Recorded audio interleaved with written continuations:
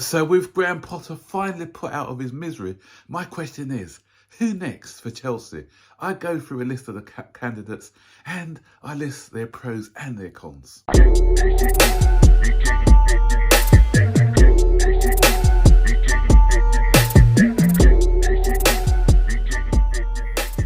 So welcome to another edition of BB News. So a lot of the fan base are celebrating today because Graham Potter has finally left the building, and so a lot of fans got their wish. But who is going to replace him? Already I'm looking at discontent amongst the fan base about who should be replacing him. And so, I don't want this manager because this, I don't want this manager because that. And that's what I was saying about the Potter situation. Okay, it's all well and good getting rid of him, but who's going to come in? Who's going to take on this bunch of players? Who's going to move us further? This next appointment has got to be the right appointment. Otherwise, we're just going to be doing the same thing in the next 6 months' time. Getting rid of a manager, and there's going to be a lot of discontent amongst the fan base again. And it's going to be directed at the board, and they're going to forget about the fact that, yeah, they were advocating for this manager or that manager. Because if they start failing, then, the fans are going to be on their back again. So, let's go through the candidates. First of all, let's look at the clear favourite at the moment as it stands, and that's Julian Nagelsmann. So, Julian Nagelsmann is a manager that lots of our fan base want. So, it's pros first. Young manager, great ideas, very flexible in his approach, plays good attacking football, and he's managed some top clubs already in RB Leipzig, Bayern Munich, but his strength is his youth, but then that could be his weakness as well, because this guy is at 35 years old. He's 3 years younger than Thiago Silva, and he comes with that little bit of inexperience as well. Okay, Hoffenheim, he did okay there. RB Leipzig, he got to the semi-final of the Champions League, so he's got some European pedigree there. He's done well in this year's Champions League as well. He's put in some impressive performances, particularly against PSG over two legs. But the issue is that he is inexperienced sometimes. How could he translate that to the more experienced big personalities in the team? We've already heard that he's had a fallout with some of the key players in Bayern Munich. That's one of the reasons cited for his sacking. And before he went to Bayern Munich, same thing could be labelled with him as we had with Potter. He didn't really come with a massive CV. Okay, the Champions League semi-final probably, but he hadn't really won anything. And obviously he won something with Bayern Munich, but even I can win something with Bayern Munich, such as their dominance in the Bundesliga. So he's still got a little bit to prove. And I wouldn't put him as an elite. Some of our fan base is saying he's elite. I don't think he's done enough in that category to be considered elite at this moment in time. Not to say that he won't be. So, there are, a couple of question marks around him. But I wouldn't say no to him. I think he's a good up and coming manager. But be prepared for patience, like people didn't give Potter, because I don't think he's going to come in straight away and get us at that table. I think it's going to take a bit of time to implement his philosophy.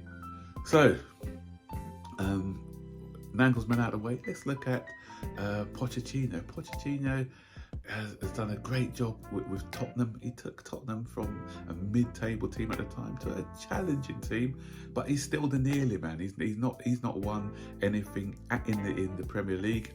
PSG, I can win something with PSG. So, does that? Obviously, it counts because he had to do it. But even then, he was struggling with PSG in his second season. So that's why they got rid of him early. Managing a club with higher expectations than Tottenham Hotspurs, can it be problematic for him? I like Poch. I think. A lot of people are looking at what he did at PSG unfairly. I think what he did at Tottenham is he kind of raised the bar at Tottenham. He introduced lots of younger players at Tottenham. But there's still some doubts among the Chelsea fan base, because he was one of the guys who was looked at before Chelsea went for Potter. And some people in our fan base don't like him. But as I said, I think he's a decent manager, and he's still got a lot to offer. He's got Premier League experience. So moving on now to Zidane. Let's put Zidane and Enrique together, because these guys are what a lot of people in our fan base are determined calling elite managers. Both Zidane and Enrique,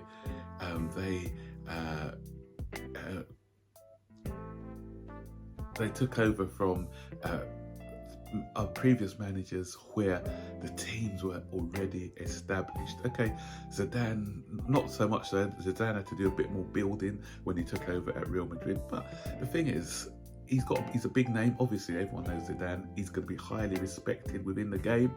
Frank Lampard, everyone, highly respected. But for me, the jury's still out on Zidane, because it's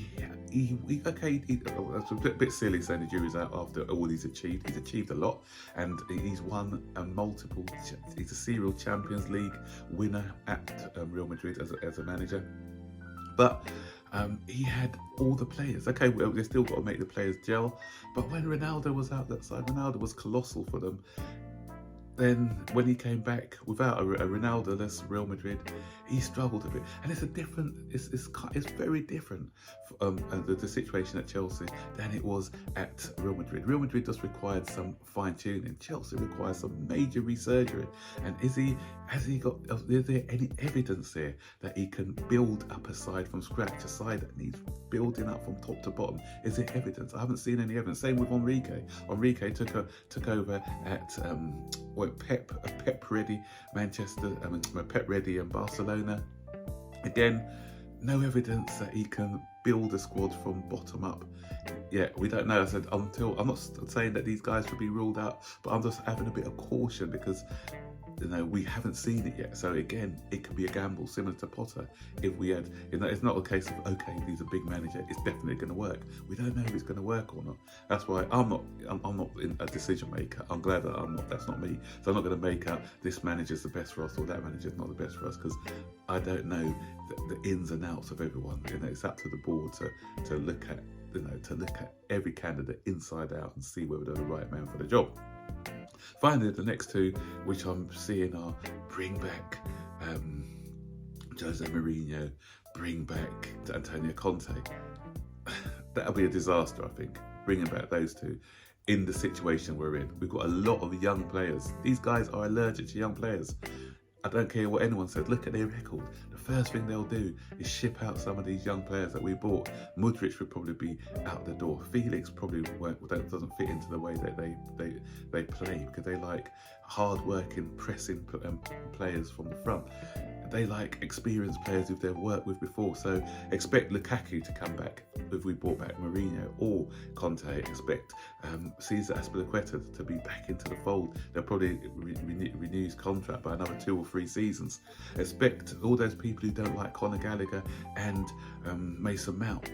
These two are, both of these managers, the dream players for these managers, people who can follow instructions, play instructions, work hard, run hard.